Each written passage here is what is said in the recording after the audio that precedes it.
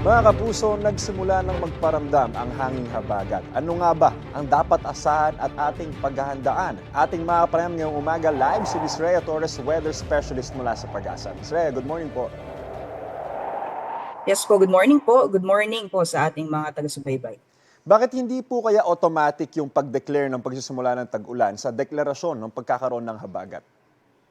So usually magkasunod lang po yan dahil yung tag-ulan po ay cause ng habagat. So mauuna po yung weather system na nagdadala po ng mga pag-ulan at meron po tayong sinusundan na criteria para sa onset ng rainy season. So usually after ng declaration ng habagat, within the next 2 weeks ay possible na din po yung onset ng rainy season sa bansa.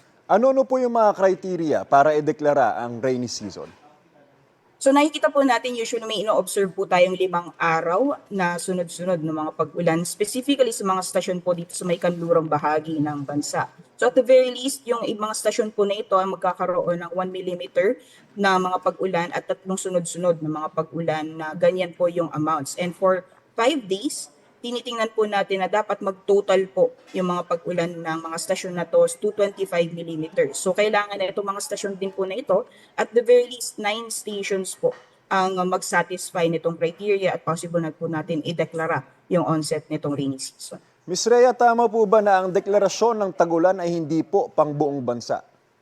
Yes po, tama po. So meron po tayong tinatawag na climate types na umiiral po dito sa ating kapuluan. So particularly yung climate type 1, ito po yung mga nasa western sections ng ating bansa or yung mga probinsya na nakaharap sa may West Philippine Sea.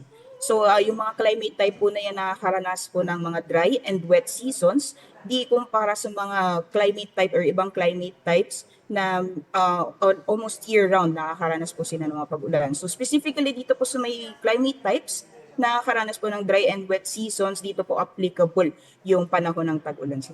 Saan-saan po kayong mga lugar inaasahan na mataas po yung tsansa ng ulan sa mga susunod na araw, Ms. Rhea? So based po sa ating forecast, nakikita po natin na halos buong Luzon makakaranas po ng makulimlim na panahon or cloudy conditions.